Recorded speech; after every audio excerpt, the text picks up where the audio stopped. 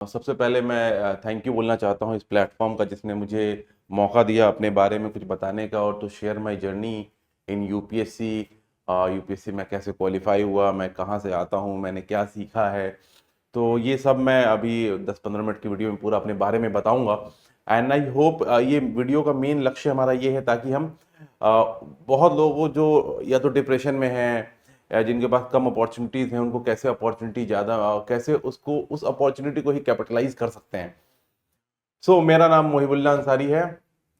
मैं एक बिहार में एक छोटे से गांव पड़वा जो कि सिवान जिले में पड़ता है वहाँ का रहने वाला हूँ। वहाँ की मेरा पहली जिंदगी के पहले कुछ इयर्स पड़वा गांव में ही गुजरे थे। वहाँ पे हम सरकारी स्कूल में जाया करते थे। एक्चुअली वहाँ स्कूल में एक ऐसा नहीं था, टेबल चेयर नहीं था उस समय पे। तो नीचे एक बोरा बिछा के हम लोग बैठते थे और वहीं पे पढ़ाई करते थे। उसके बाद हम लोग मदरसा भी जाया करते थे। फिर हमारे फादर की जॉब लग गई। हमारे फादर जो है वो शिफ्ट हो गए दरभंगा। उनके साथ साथ हम लोग भी दरभंगा शिफ्ट हो गए। दरभंगा में एक स्कूल था जहाँ पे हमारा नाम लिखाया गया। वो एक इंग्लिश मीडियम स्कूल था। पर क्योंकि हम गांव से आते थे तो हमें मेनली भोजपुरी ही आती थी, हिंदी और इंग्लिश उतनी अच्छी नहीं आती थी। तो बट वहाँ पे थोड़ी सी दिक्कत ये थी कि जो बाकी बच्चे थे वो हिंदी में बात करते थे, हम भोजपुरी में बात करते थे। हम दो तीन भाई बहन थे। तो दो भाई और एक मेरी बहन थी, हम लोग साथ में हमने एडमिशन लिया था वहाँ पे। तो हम आपस में ही बातें करते थे क्योंकि बाकी लोग हमसे बात नहीं करते थे क्योंकि हमको हिंदी आती नहीं थी और भोजपुरी उनको समझ नहीं आती थी और इंग्लिश हम में से किसी को नहीं आती थी। खैर धीरे धीरे सिलसिला शुरू हुआ, हमने हिंदी सीख लिया और फिर हमारी आपस में दोस्ती हो गई। तब तक स्टैंडर्ड 2-3 में 2 में मुझे ड्रॉप करा दिया गया और क्योंकि मैं थोड़ा पढ़ने में अच्छा था तो मेरे फादर को लगा कि क्योंकि इसको यहाँ रखेंगे तो इसको इतना अच्छा पढ़ने का माहौल नहीं मिलेगा। तो इसलिए इसको दरभंगा से इसको शिफ्ट करके मेरे एडमिशन पटना में करा दिया गया। पटना में जो स्कूल में एडमिशन कराया गया उस स्कूल का नाम था डॉन बॉस्को एकेडमी। वहाँ स्टैंडर्ड 3 में मेरा एडमिशन कराया गया। वो और भी अच्छा स्कूल था, वहाँ और भी लोग, वहाँ सारे टीचर्स इंग्लिश में ही बात करते थे धीरे धीरे। बट बच्चे तो ऑब्वियसली हिंदी में ही बात करते थे हमारे। धीरे धीरे वहाँ भी थोड़ी दोस्ती हो गई, धीरे धीरे वहाँ भी मैं एसिमिलेट कर गया। बट एक जो हमारे साथ ट्रांजिशन रहा कि मैं स्टैंडर्ड 2 से ही हॉस्टल में रहता आया हूँ, तो शुरू से ही अलग रहने की और अच्छे अकेले रहने की आदत पड़ गई। हम वो रहने लगे थे बहुत छोटी सी उम्र से ही। क्योंकि फादर हमारे कहते थे कि फादर ये बात समझते थे हमारे कि if you are smartest in the room you are in the wrong room. तो क्योंकि मैं वहाँ दरभंगा में स्कूल में टॉप भी कर रहा था तो उनको लगा कि इसको हटाकर थोड़ा सा लेवल बढ़ाना पड़ेगा और फिर मुझे वहाँ शिफ्ट कर दिया गया था।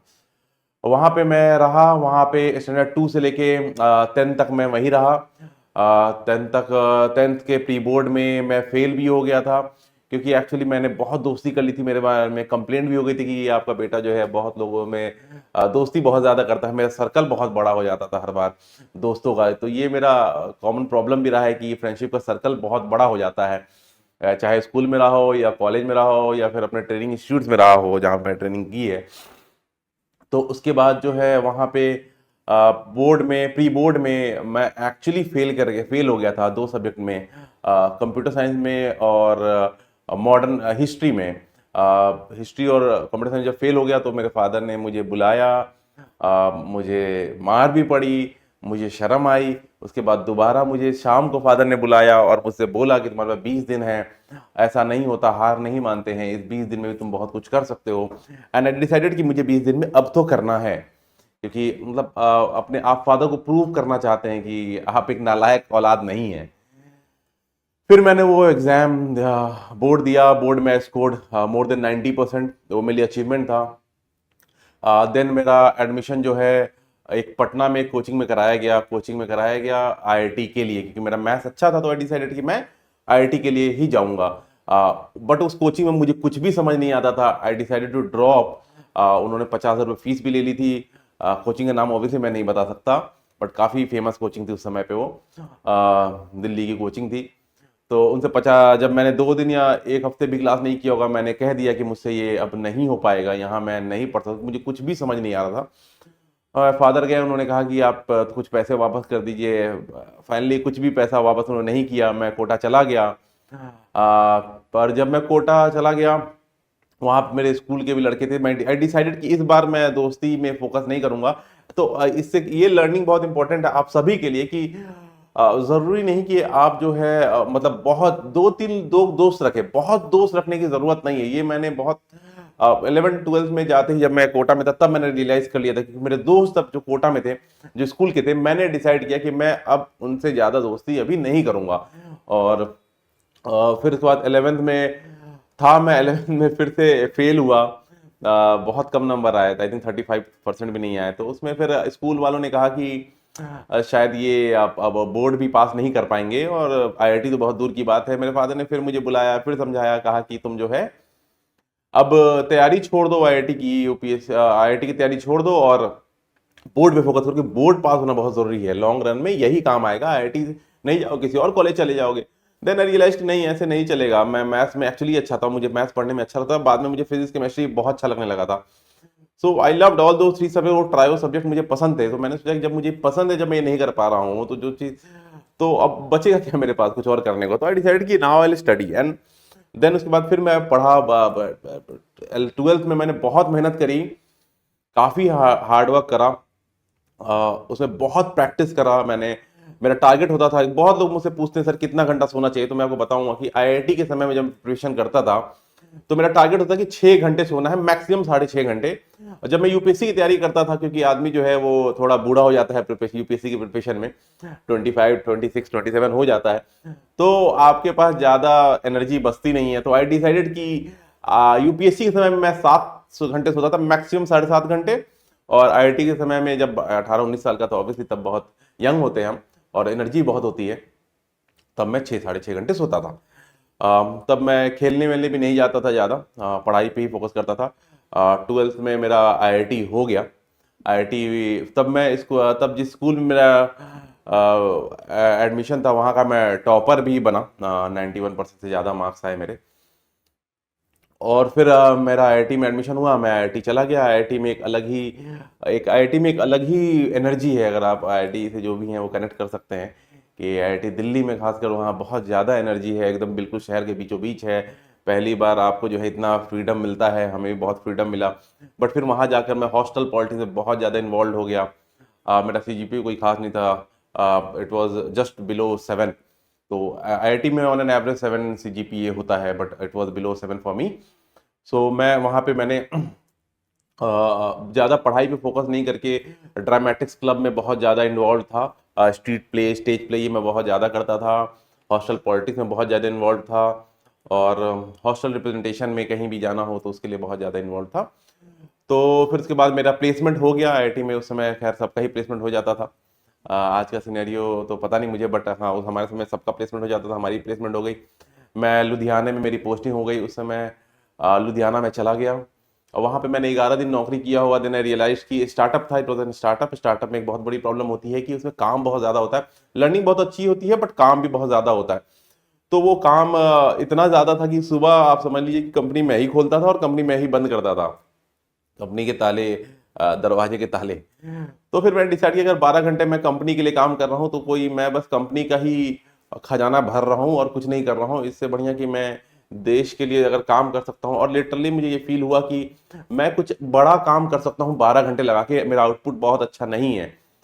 उस समय उतना रियलाइजेशन नहीं था कि कौन सी नौकरी करनी चाहिए, बट मुझे ये जरूर पता था कि यूपीएससी एक ऐसी जर्नी है जो बहुत बड़ा प्लेटफॉर्म देती है काम करने के लिए, देश के लिए। तो मुझे वो फील था कि वो अच्छा लगेगा, क्योंकि अब किसी लोगों के लिए काम करोगे obviously it feels good.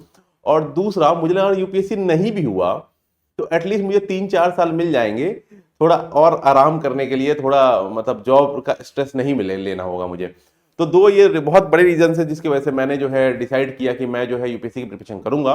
But जब मैं यूपीएससी की प्रिपरेशन आया तो क्योंकि मैं मेरे साथ एक बहुत अच्छी चीज़ थी कि मैं कोई भी चीज़ करता था उसको बहुत अच्छे से करने की कोशिश करता था।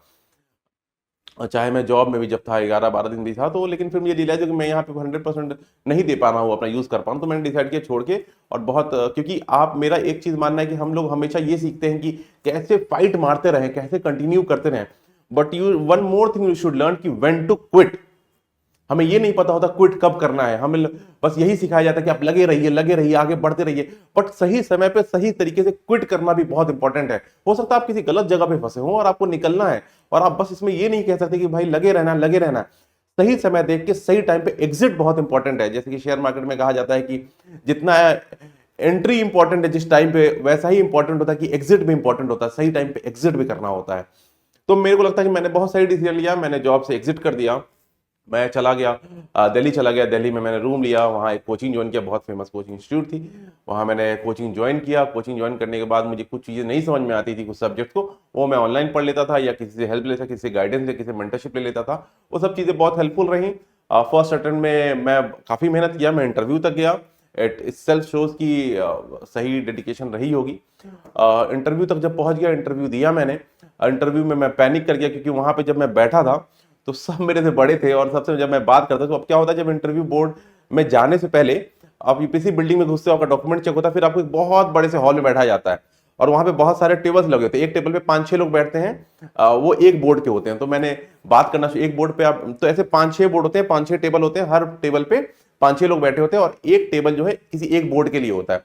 जैसे कोई एक सर का बोर्ड होगा, उसके 5-6 लोग बैठे होंगे उस दिन, उस पीरियड में जो इंटरव्यू देने वाले हैं उस बोर्ड में। तो मेरा इंटरव्यू था, मैं बैठा, मैंने बात किया, तो मुझे मालूम चला कि इसमें तो सबसे यंग मैं ही हूँ। मैं थोड़ा पैनिक भी कर गया कि यार यहाँ सबसे यंग मैं हूँ, इनके जितना तो मेरा एक्सपीरियंस भी नहीं है, अब मैं कैसे इनसे compete करूंगा। एग्जाम बोर्ड में गया, बोर्ड में मैंने बात करनी शुरू की। सर ने मुझसे पूछा, मेरे सर बस्सी सर का बोर्ड था। बस्सी सर ने उस समय सर दिल्ली सर आईपीएस थे, रिटायर्ड आईपीएस थे, सर बोर्ड में थे। सर ने मुझसे सवाल पूछा, कुछ कुछ मैं बता नहीं पाया। बाद में मुझसे ये भी पूछा प्रियम्बल बता दो, मैं वो भी नहीं बता पाया। सर ने एंड में मुझसे कहा कि देखो तुम्हारे लिए हमारे पास अभी बहुत टाइम है, तुम पैनिक मत करो, तुम आराम से जवाब दो, कोई दिक्कत नहीं है, you are very young, just be calm and compose. मैं काम नहीं था, मैं बिल्कुल ही ब्लैकआउट कर गया था, I was not able to give the answer, बहुत बेसिक आंसर भी नहीं दे पाया था। खैर वो खत्म हो गया। फिर अगले बार मैंने प्रीलिम्स का रिजल्ट आया, प्रीलिम्स के रिजल्ट की जस्ट 15 दिन बाद, सॉरी फाइनल रिजल्ट आया इंटरव्यू का, मेरा सिलेक्शन नहीं हुआ। उसके 15 दिन बाद प्रीलिम्स था, मैंने प्रीलिम्स दिया, प्रीलिम्स बाय लक क्वालिफाई हो गया, बिकॉज मैंने फर्स्ट अटेम्प्ट में प्रिपरेशन की हुई थी। तो मेरा एक बहुत इंपॉर्टेंट यहाँ पे एक आप लोगों से कहना है कि first attempt most important attempt होता है। जिन्होंने फर्स्ट अटेम्प्ट अपना खराब किया है वो लोग बस पछताते हैं। फर्स्ट अटेम्प्ट में आप मैक्सिमम इनपुट ले सकते हैं। मैं ये नहीं कहूंगा फर्स्ट अटेम्प्ट में आप जरूर सिलेक्ट हो जाएंगे, बट फर्स्ट अटेम्प्ट में मैक्सिमम इनपुट ले सकते हैं। सेकंड और थर्ड अटेम्प्ट होता है आपका मैक्सिमम आउटपुट के लिए, क्योंकि फर्स्ट अटेम्प्ट में तो पूरा समझ ही आता है कि आप यूपीएससी क्या है, उसके बुक्स को आप समझते हैं, उसके चैप्टर्स को समझते हैं, चीजों को आप समझते हैं, ठीक है। तो वो समझने में ही समय लग जाता है। लेकिन आपने अगर फर्स्ट अटेम्प्ट में प्रिपरेशन और मेहनत कर ली, देन सेकंड थर्ड अटेम्प्ट में आपके आउटपुट आने के चांसेस ज्यादा होते हैं। ऑन एन एवरेज देखेंगे यूपीएससी में जो सिलेक्शन होता है वो भी थर्ड से फोर्थ अटेम्प्ट में मैक्सिमम सिलेक्शन होते हैं। खैर मेरा सेकंड अटेम्प्ट में प्रीलिम्स हो गया, बट मेंस देने से 20 दिन पहले मैं बहुत पैनिक कर गया था एग्जाम को लेके, पर्सनल लाइफ को लेके। मैंने डिसाइड किया कि मैं यूपीएससी अब नहीं दूंगा, और मैं छोड़ के चला गया। मैंने अपना बैग उठाया, मैंने अपने फादर को कॉल किया, और मैं यहाँ से छोड़ के चला गया। एक बेटे के लिए बहुत बड़ी बात होती है कि आप जो है अपने फादर से जाके सब कुछ शेयर करें। हमारे यहाँ तो इतना बाप बेटे का कल्चर है। हमारे यहाँ बाप जो है दोस्त नहीं होता, तो बाप बेटे का कल्चर था। बट देन ऑल्सो मैंने डिसाइड किया कि I should tell him everything. मैंने उनको सब कुछ बताया, उन्होंने बहुत हेल्प भी की मेरी। That was the first time my father hugged me, that was a very big deal for a person like me, जो हमारे यहाँ जिस बैकग्राउंड से हम लोग आते हैं। वैसा हम लोग इक्वेशन शेयर नहीं करते अपने फादर के साथ इमोशनल, लेकिन ठीक है वो समय काफ़ी इमोशनल था। उन्होंने काफ़ी हेल्प की। उन्होंने मुझसे बोला कि अगर तुम एग्जाम नहीं देना चाहते हो कोई दिक्कत नहीं है, तुम यूपीएससी छोड़ना चाहते हो कोई दिक्कत नहीं, तुम सब छोड़ दो, पर हार के मत आओ। तुम जाओ, तुम एग्जाम दो और फेल होकर आ जाओ, कोई दिक्कत नहीं है, पर तुम हार कर मत आओ। एंड आई डिसाइडेड कि आई टेक द एग्जाम। मैं एग्जाम में बैठा, मेरे एग्जाम में 10 दिन पहले मैं दिल्ली वापस आया। I decided to take the exam, और मैं 9 नंबर से फेल हो गया था मेंस में। But it was a very good thing कि आई थॉट दैट कि अगर मैं बिना पढ़े इतना डिप्रेशन में होने के बावजूद अगर मैं 9 नंबर से फेल हो रहा हूँ, then I think I can do it at this time. But अगली बार फिर मेरा प्रीलिम्स नहीं हुआ, वो भी 15 दिन 20 दिन बाद था। प्रीलिम्स नहीं हुआ मेरा, and that was very surprising, because मेरे को लगा था कि प्रीलिम्स हो जाएगा, लगातार 2 बार से सिलेक्शन हो रहा था, और प्रिपरेशन भी मैंने अच्छी की थी। खैर वो सिलेक्शन नहीं हुआ। फिर उसके बाद से मैं जो है फिर अगली बार फिर अटेम्प्ट दिया, और अगली बार फिर से मेरा सिलेक्शन नहीं हुआ। बट इस बीच में मैंने दो बीपीएससी और यूपीएससी एग्जाम दिया था, और यूपीपीसीएस और बीपीएससी का, और यूपीपीसीएस मेरे दोनों प्री क्वालिफाई हुए थे। मैं मेंस देने नहीं गया था, एक का मेंस देने गया था यूपी का, बट हिंदी में मेरे बहुत कम नंबर थे, मेरा सिलेक्शन नहीं हुआ बीपीएससी में। और दूसरे वाले यूपीपीसीएस मेंस में मैं देने ही नहीं गया, और बीपीएससी में मैं मेंस देने गया, और उसमें उसका रिजल्ट एक्चुअली बहुत लेट आया, 2 साल बाद आया मुझे जहाँ तक याद है। और उसमें मेरा सिलेक्शन हुआ म्युनिसिपल एग्जीक्यूटिव ऑफिसर में। तो खैर वो बहुत 2 साल बाद की बात है, तब तक मेरा 2 बार थर्ड और फोर्थ में तब तक प्रीलिम्स खराब हो चुका था, ठुक चुका था।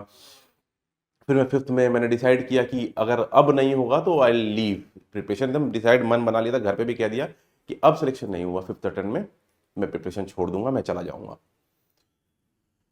बट फिर जामिया का भी एग्ज़ाम दिया था मैंने, Jamia RC residential coaching academy जो चलती है माइनॉरिटीज़ के लिए। वहाँ पर मैंने एग्ज़ाम दिया और वहाँ मेरा सिलेक्शन हो गया, and I think that was the best decision I took कि मैं वो एग्ज़ाम दूँ जामिया का। और वहाँ सिलेक्शन हुआ, वहाँ इतना अच्छा एनवायरनमेंट था, वहाँ लोग अच्छे थे, बहुत हेल्पफुल थे, और मुझे बहुत अच्छा एनवायरनमेंट मिला जहाँ पे मेरे को गाइडेंस भी मिली। वहाँ पे मैंने प्रीलिम्स मेंस और इंटरव्यू दिया और मेरा सिलेक्शन हो गया। सिलेक्शन के दिन का बहुत लोग पूछते हैं सर सिलेक्शन के दिन आपको कैसा फील होता है। मुझे लगता है कि वो दिन मेरे को आज भी, मैं आंख बंद करूंगा मुझे वो दिन पूरा पूरा याद आ जाता है कि क्या समय था। सबको पता होता है यूपीएससी का रिजल्ट आने वाला है। मैंने अपने दोस्त से कहा कि देखो यूपीएससी का रिजल्ट आने वाला है, आधे घंटे में या 10 मिनट में या 2 मिनट कभी भी आ सकता है, ये शाम को आता है रिजल्ट, सबको पता होता है रिजल्ट आने वाला है। मैंने कहा अगर देख मैं सेलेक्ट हो जाऊँ तो मुझे बता देना, और अगर मैं सेलेक्ट ना हूँ तो मेरे पास मत आना, मैं समझ जाऊंगा हो, क्योंकि सिलेक्शन होता है तो कम से कम हर समय जामिया में 20-30 लोग का सिलेक्शन होता ही है, और वो बहुत जोर से एक आवाज़ आती है सिलेक्शन की कि हो करके चिल्लाते हैं सब। तो अगर हो करके चिल्लाए और तुम नहीं आए तो मैं समझ जाऊंगा मेरा नहीं हुआ, और तुम नहीं अगर आ गए तो मैं समझ जाऊंगा सिलेक्शन। वो भागता हुआ है मेरे पास और उसने कहा कि तुम आईपीएस बन गए हो। और आई ट्रस्ट मी, आज भी मैं वो चीज़ दिन सोचता हूँ तो मैं इमोशनल हो जाता हूँ, और बहुत खुशी होती है कि वो दिन था, मैं सेलेक्ट हो गया एक्चुअली। मोर तो सेलेक्ट होने के बाद more than just normal happiness, it was a fight which I won. मैं खुद से वो जंग लड़ रहा था जो मैंने जीता, वो मेरे लिए बहुत बड़ी चीज़ थी, वो मेरे लिए अचीवमेंट था मेरे लिए कि मैं उस चीज़ से लड़ के, डिप्रेशन से लड़ के मैं निकला। मैं ये चीज़ बताना चाहूँगा कि आप लोगों में से बहुत लोग डिप्रेशन में होंगे, बहुत लोग प्रॉब्लम्स में होंगे। प्लीज़ हारना नहीं है, ये ज़िंदगी आपको ही सही करनी है, प्लीज़ आप फाइट करिए। आई टेल यू मैंने क्या किया, सबसे पहले मैंने अपना प्लेस बदला। जहाँ मैं दिल्ली में जहाँ रहता था वहाँ छोड़ के मैं जामिया आया, क्योंकि प्लेस से आपका पेस चेंज होता है, आपकी जर्नी का स्पीड चेंज होता है, वो मैंने उसका फुल यूटिलाइज़ किया। दूसरी चीज़ मैंने लोग बदले, जब जामिया से मैं इधर आया तो मैंने अपने लोग भी बदले, मुझे अच्छे लोग मिले, क्योंकि कुछ जहाँ पे मैं रहता था वहाँ अल्ट्रा कंपटीशन था, very high competition, cut throat competition था, पैनिक मैं ज़्यादा करता था। जामिया में ऐसा नहीं था, जामिया में सब सपोर्ट भी करते थे मुझे। दूसरी चीज़ ये थी, तीसरी चीज़ ये थी कि मैंने मेडिटेशन, लोग करते हैं, मैंने मेडिटेशन भी किया, मैं विपस्सना मेडिटेशन किया हूँ, 10 दिन का कैंप किया है मैंने। फिर मैं नमाज भी पढ़ने लगा था, उससे मुझे बहुत सुकून मिलता था इन चीज़ों से, तो मेंटल कामनेस आ गई थी। फिर और लोगों से मैंने अपनी जर्नी शेयर की, बहुत सारे लोग आपको ऐसे मिल जाएंगे जो खुद डिप्रेशन में रहे हैं और बताएंगे कैसे निकलना है। मैंने मेडिसिन भी खाई, बट मेडिसिन से मुझे कभी लगा कि मुझे फ़ायदा नहीं होने वाला। I decided to not take any medicine. After 1 month I decided I drop this sleeping pills, depression के पिल्स, ये सब नहीं खाना है। I decided not to take it and I wanted to get out of it, और मैं से बाहर निकला। रात में मैं डेली याद करता था, लिखता था क्या क्या मेरे साथ अच्छी चीज़ें हुई, ये आप भी कर सकते हैं, ये चीज़ आपको भी बहुत काम आएगी। ये रहा। फिर मैं आईपीएस में मेरा सिलेक्शन हो गया। फिर उसके बाद एनपीए मैंने ज्वाइन किया। एनपीए मेरी जर्नी ऐसी रही कि मेरा 2 बार पाँव फ्रैक्चर हुआ। मुझे लगता है कि मैं काफ़ी टाइम, मतलब one of the highest number of time जितने लोग वहाँ पे एडमिट होते हैं उनमें से मैं हाईएस्ट टाइम, मैंने मुझे लगता है कि मैंने स्पेंड किया हॉस्पिटल में, one of the highest time spend किया हॉस्पिटल में। बट फिर भी अब मैं फेज़ 2 में, सारे मेरे एग्ज़ाम छूट गए थे क्योंकि मेरे कुछ इंजरीज हो गई थी बहुत सारी। But I came back in my phase 2, I cleared all the exams, and then finally अब उसकी भी ट्रेनिंग ख़त्म हो गई। तो लर्निंग यही है कि कभी भी कोई प्रॉब्लम आए उससे लड़ना है बेसिकली। सी एक चीज़ मेरे एक there is a senior officer who told me कि जब भी कोई प्रॉब्लम आए, the one thing you need to do is कि just write down the problem, कि प्रॉब्लम को लिख लो कि मुझे दुख है तो मैं लिख लिया, मुझे दुख है, मुझे किस बात का दुख है मैंने ये भी लिख लिया, और उस दुख का सॉल्यूशन भी लिखिए। The problems once written down is 50% solve, and ये मैंने देखा है, इट वर्क्स। कोई भी प्रॉब्लम है, घर में प्रॉब्लम है, पढ़ाई की प्रॉब्लम, उस चीज़ को लिखिए कि मेरे को ये प्रॉब्लम है, और लिखिए क्यों है वो, ठीक है, क्यों है, उसका सॉल्यूशन क्या है। This will help you out in the longer run. ये मेरी जर्नी है पूरी। मैं विश्वास करता हूँ कि जो लोग भी तकलीफ में रहे हैं या प्रॉब्लम झेले हैं, वो और लोग आए इस प्लेटफॉर्म पर, अपने आप को शेयर करें, या कहीं भी अपने आप को यूट्यूब के माध्यम से कहीं से भी अपने आप को बताएं, ताकि लोग जो डिप्रेशन में हैं उनको पता लगे कि कैसे हेल्प हो सकती है उनकी, कैसे वो भी बन सकते हैं। Thank you, it was really nice interacting with you everybody. Thank you.